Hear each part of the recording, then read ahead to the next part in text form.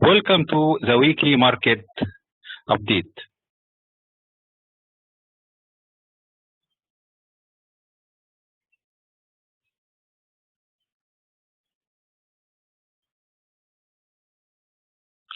I'd like first to start the session by giving you some information about me.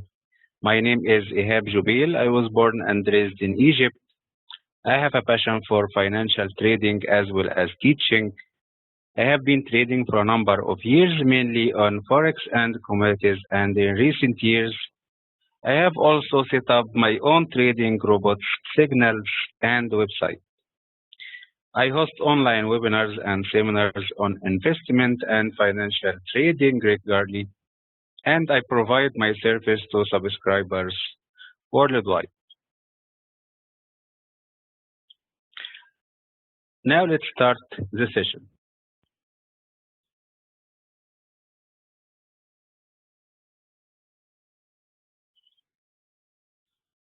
Here are the events that we will be looking at this week, the tradable news that we will follow. On Monday, 15th, today in the evening at 9:45 p.m., New Zealand retail sales quarterly release. Tuesday at 9:30 a.m. London time, UK CPI, the inflation number from UK. No high impact news on Wednesday, and on Thursday at 12:30 a.m. Australian employment change. On Friday, we have at 9:30 a.m. UK retail sales,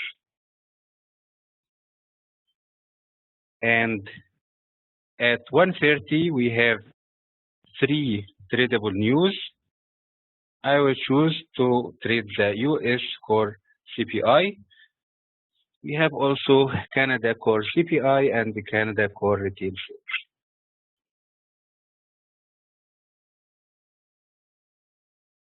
Last week, the biggest winners against the US dollar were the Japanese yen and Swiss franc, as investors looked at less risky assets.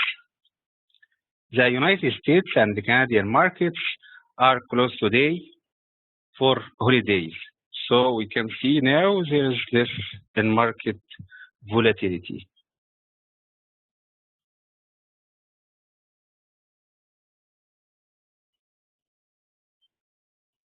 Last week, oil had another range movement of price change as comments from the International Energy Agency or IEA put downward pressure until the Organization of the Petroleum Exporting Countries, OPEC, where the United Arab Emirates Energy Minister made a comment about a possible production cut agreement that helped the price of crude oil bounce on Thursday and Friday.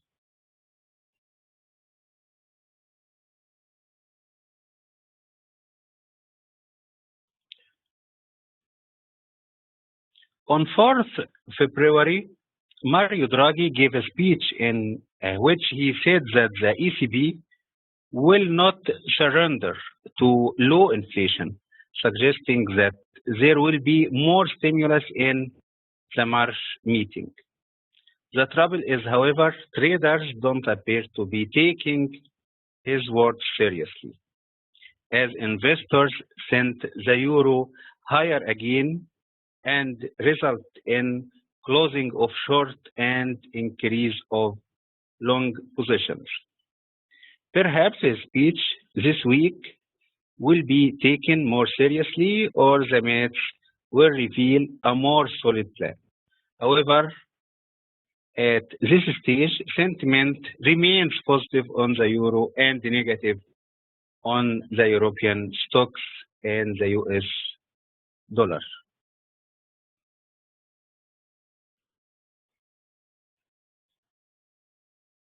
There will be a number of tradable economic releases this week.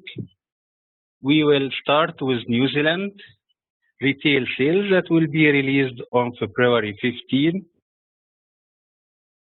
today in the evening at 9:45 p.m. London time. New Zealand retail sales release is a quarterly release. Therefore, we are more likely to see surprises in this type of release. And considering that the New Zealand dollar is facing certain potential of easing, a weak release could drive the market against the New Zealand dollar, the Kiwi.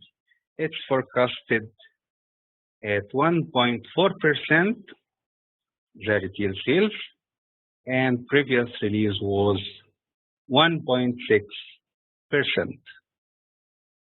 How to trade this news? New Zealand retail sales is measurement of consumer spending in the retail sector, as it reflects the strength of the economy and the strength of consumer spending. We will be looking for a difference, or we call it when we trade news deviation, of at least 0.4 to 0.6%. Let's say 0.5%. So we look for deviation of 0.5%. The deviation is the difference between the actual release, when the news release actual number will be released, and the forecasted number.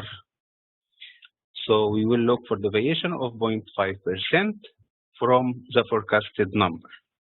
Therefore, a positive 1.9% or better will be somewhat bullish signal for the New Zealand dollar, and a 0.9% or worse will be bearish signal for the New Zealand dollar. Our focus will be on the headline release, not on the core release. However, both releases should not conflict. They will both released at the same time. So we will make price trade or option at 1.9 or more, or full option at 0.9% or worse. We will be looking to trace this release using after news retracement method. We will wait for the release and wait for market spike, first reaction of the market, so the news, and then wait for a decent retracement before making the trade or buying the option. As usual, if we don't get the deviation number, I expect the market to follow the pre-release market condition and sentiment, the market trend before the news release, and just follow the pre-news trend. So you have to be careful if we don't get our deviation number, because the market now moves in range. So you should see what direction the market is going, which trend, and make your trade depends on the trend just before the news release.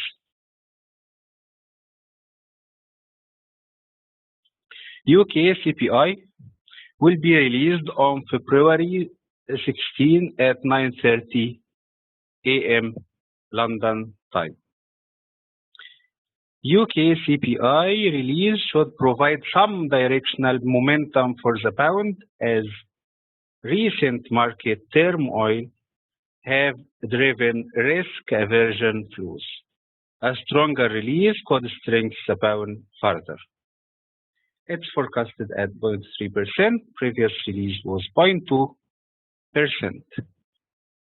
We will be looking for a variable deviation of 0.3%.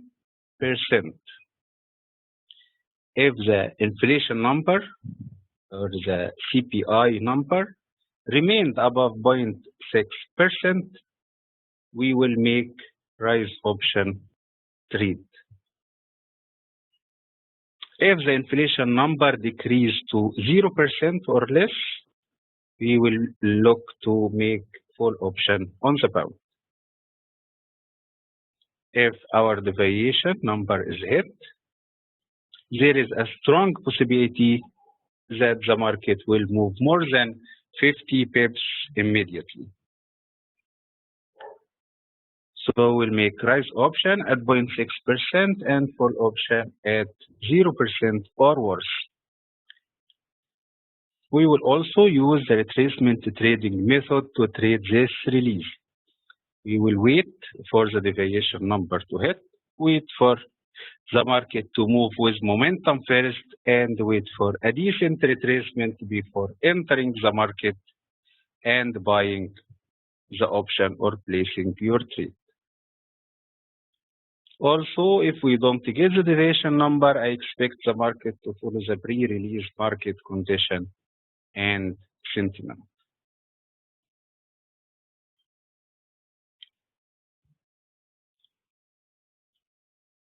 Next news we will watch this week is Australian employment change that will be released on February 18 at 12:30 a.m.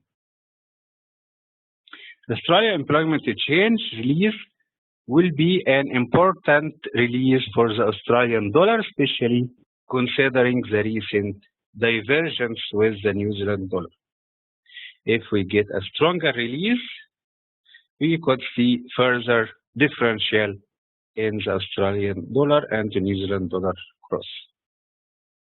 It's forecasted at 12.9 thousand.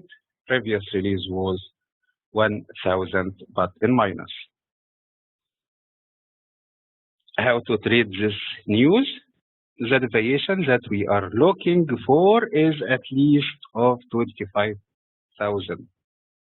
Expect to see the effect of this news to last minimum 45 minutes to 2 hours as expiration for the option you will buy for this news. One other important news to pay attention to is the unemployment rate, which is expected to remain at 5.8%. If we don't get a conflict with the employment change, then we will proceed with our trading plan. We will look to trade this news using after news retracement method. We will wait for the market to retrace and stay out of the market during the release time. So if we get a plus 38,000 of release, our bias will be to make rise option on the Australian dollar against other currencies, weaker currencies. If we get minus 12,000 of release or worse, our bias will be to make a full option on the Australian dollar against stronger currencies. We will only enter after we see a decent retracement from the initial spike and if we get these release numbers. But if we don't get the deviation number, as usual, I expect the market to follow the pre-release market condition and sentiment, the pre-news trend.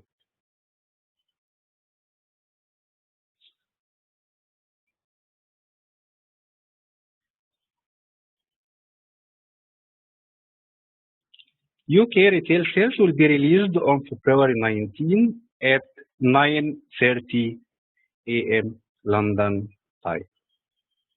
UK retail sales is expected to come in at 0.8% and we will be looking for a minimum deviation of about 0.5%.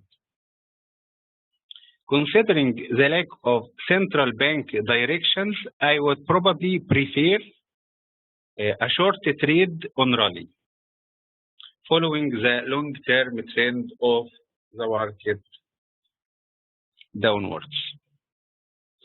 So it's forecasted at 0.8%.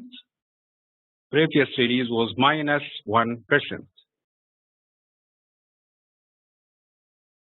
The monthly retail sales report is a direct measurement of consumer activities at the retail level. Higher release is generally good for the economy and for its currency. A lower release is considered negative for the economy and for its currency. Our tradable deviation or surprise factor for UK retail sales is 0.5%. If our deviation is hit, we can expect the market to move more than 50 pips within the hour. Of course, considering that we are expecting a 0.8%, the forecasted number, I would recommend to make rise option if the figure is at least 1.3% or better, and make full options or full trade, down trade, if the figure is below 0.3%. We will be looking for an after news retracement method for this release. And also, if we don't get the deviation number, the 0.5%, I expect the market to follow the pre-release market trend.